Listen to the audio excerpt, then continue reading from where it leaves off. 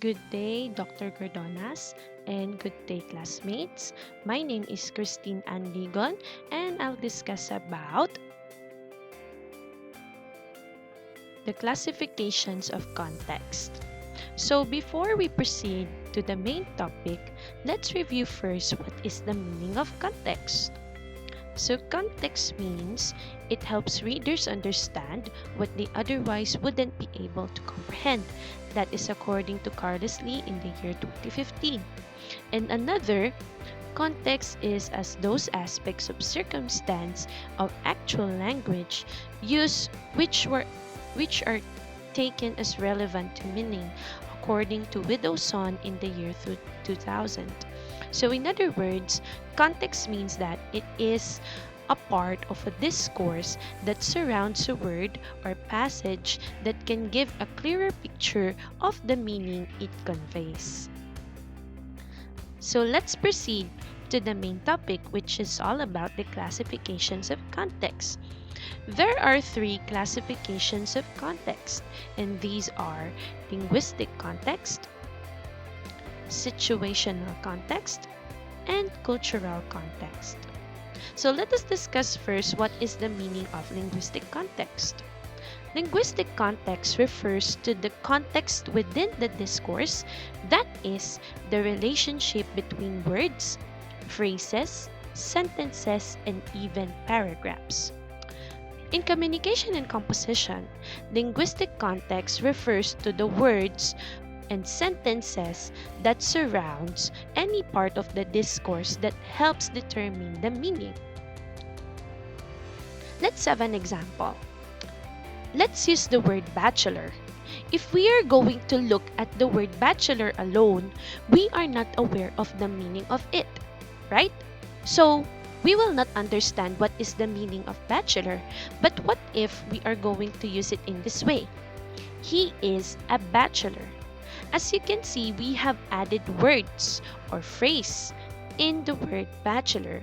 So that gives us an idea that the word bachelor means that he is a man that is not married yet, or simply the word bachelor means a man. So that is the meaning of linguistic context. Now, there are three aspects of linguistic context. The first one is deictic linguistic context, or it is known as deixis. Another is context, and another one is collocation. Let's try to understand first what is the meaning of deictic linguistic context, or deixis. In a language event, the participants must know where they are in space and time, and these features relate directly to deictic context. Deictic linguistic context, or deixis, is the use of general words and phrases to refer a specific time, place, and person in the context. The participants in the discourse must be aware of the place and time that they are in during the conversation. There are deictic expressions that helps us to establish deictic rules, which derive from the fact that in normal language behavior, the speaker addresses his utterances to another person and may refer to himself, a certain place, or to a time. Most of the time, deictic expressions are personal pronouns, demonstratives, adverbs, and tenses. And deictic expressions helps us to identify the who, where, and when in the sentence. Let's say, for example, have you been in this country long? As you have noticed, the words you and country are underlined. Why? Because the words you and country are deictic. In what sense? The word you refers to the person being addressed in the sentence, and the word country refers to the place where the conversation happens. So that is deictic linguistic context, or deixis. Next one. Let's have the cotext linguistic context. It is the case that any sentence other than the first in a fragment of discourse will have the whole of its interpretation forcibly constrained by a preceding text, not just those phrases which obviously and specifically refer to the preceding text. In simple terms, linguistic context means that these are the words surrounding a particular word or passage within a text that provides context and helps determine the meaning. It is a set of words also, or context rather, is a set of words used in the same phrase in the sentence. And linguistic context, or simply context, is known as keywords in the context. Let's have an example. A key to a door. A key on a keyboard. A key to solve the problem. You can notice that the words door, keyboard, and problem are underlined. Why? Because the words door, keyboard, and problem are the context of the word key. So that is the linguistic context. And then last for the linguistic context is collocation linguistic context. When we say collocation, it is not simply a manner of association of ideas. It is the recognition of the importance of syntagmatic relation between words. Collocation is a familiar grouping of words, especially those words that are grouped together and thereby convey meanings by association. It is a particular combination, or collocation is a particular combination of words used. The groupings of the words that appear in the collocation linguistic context creates meaning because of its habitual use. Let's say, for example, bite and teeth, bark and dog, blonde and hair.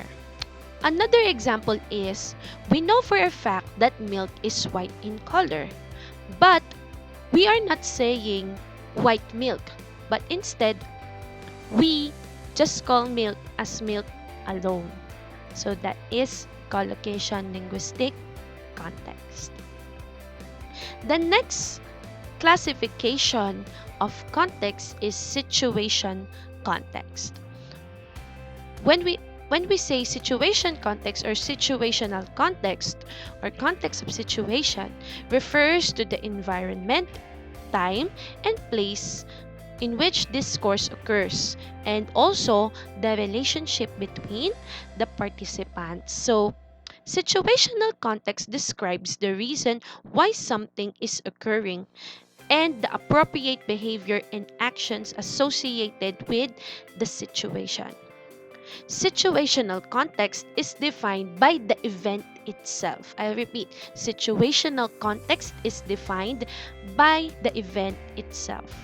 Let's say, for example, do you think this is bringing rain? While reading the sentence, we are not able to understand, or we are not able to comprehend the meaning of the sentence. Not unless there is someone who is talking and pointing out into the clouds that, or the speaker in the sentence points out to the clouds or to the dark clouds and saying that it will bring rain. And in that way, the sentence will make sense. So that is situational context. It depends upon the situation, or the environment, time, and place in which the discourse happens, or which the conversation happens. Okay, next one. The last classification of context is called cultural context. So cultural context refers to the culture, customs, and background of epoch and language communities in which the speaker participates. The culture of the speaker and the receiver affects how they understand the messages conveyed. Cultural context means it is the meanings and assumptions that people share in a community. These personal experiences, beliefs, and backgrounds contribute to the meaning of the discourse, or it contributes on how the receiver and the speaker understands the text or the sentences that they are saying. Language is a social phenomenon, and it is closely tied up with the social structure and value systems of society. And another, language cannot avoid being influenced by all these factors like social roles, social status, sex, age, and etc. So those are the cultural, so that is rather cultural context.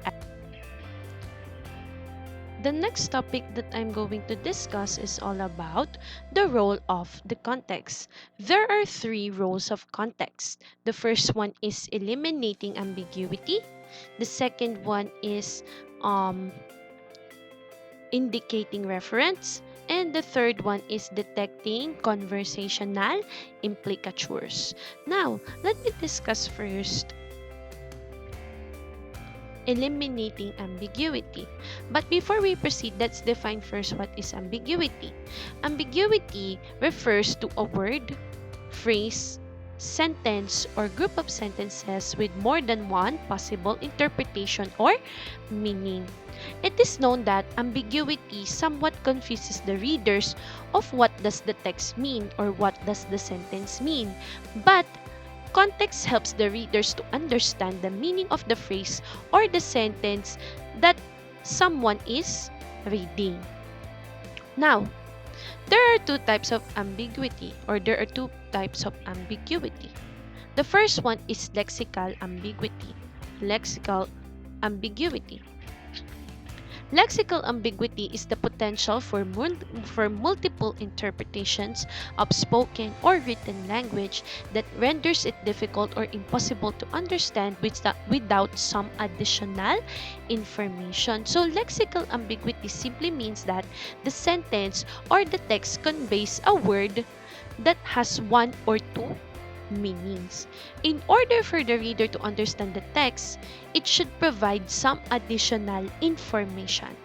Let's say, for example, I saw her duck. What you can notice is that I have underlined the word duck.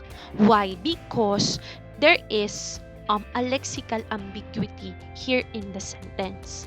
I saw her duck can mean two things. It is either number one, the speaker saw a girl holding a duck, which is an animal, or another, the speaker saw a woman or a girl that gently bends his head or ducks, which is slowly bending the body or slowly bending and covering your head. So that is lexical ambiguity. There is a presence of a word that means one or more, or that conveys one or more meaning. Okay? Next one is structural ambiguity or ambiguity. It is the presence of two or more possible meanings within a single sentence or sequence of words. If we look at the example, let's say for example, the chicken is ready to eat. We will notice that there is a structural ambiguity or syntactical ambiguity. Why? Because the phrase ready to eat can mean two things. It is either the chicken, which is an animal, is really ready to eat or is ready to eat the food, or the chicken is already cooked and it is ready for them to be eaten. So that is structural ambiguity, wherein the phrase or the sentence can have two or more possible meaning. Okay?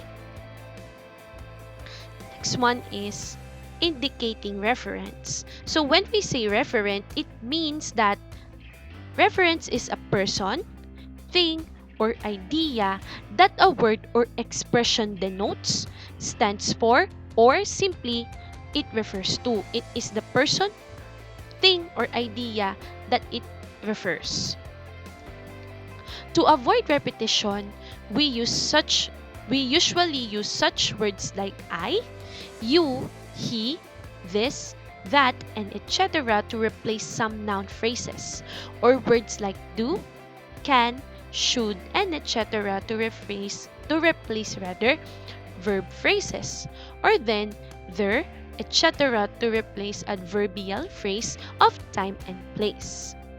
Let's have an example in order for us to understand reference. Mary saw me. And another one is the black door is open. Let's have first the sentence Mary saw me. As you can see, the words Mary and me are underlined. Why? Because the word Mary or Mary is the referent of the particular person in whom the speaker is referring to. Because the speaker here in the sentence says that Mary saw him. Right? And another one is the word me.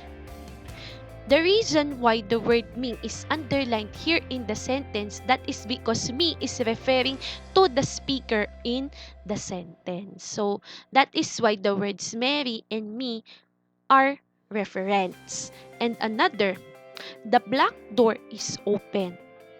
As you can see, the word door is underlined. Why? Because the word door is a referent to a concrete object which is specifically pertaining to a black door. So that is indicating reference. Let me repeat. When we say reference, it is the person, thing, or idea that a word or expression refers to. Okay? And then last one. It is detecting conversational implicatures. So, conversational implicatures means to account for what a speaker can imply, suggest, or mean, as distinct from what the speaker literally says, and it is deduced on the basis of the conversational meaning of words together within a context. Conversational implicature is an indirect or implicit speech act that is meant by a speaker's utterance that is not part of what is explicitly said. Implicature happens when the speaker wants to express something in an implicit or indirect way. In conversations, people make communication. Speaker uses different ways to express their message. Let's say, for example, I have here two sets of example. Student 1, do you like mathematics? And then the student 2 replied, let's just say I don't jump for joy before class. We can notice that the first student asks if the second student likes math. The second student can simply answer no. But as you can see, the student answered, let's just say I don't jump for joy before class.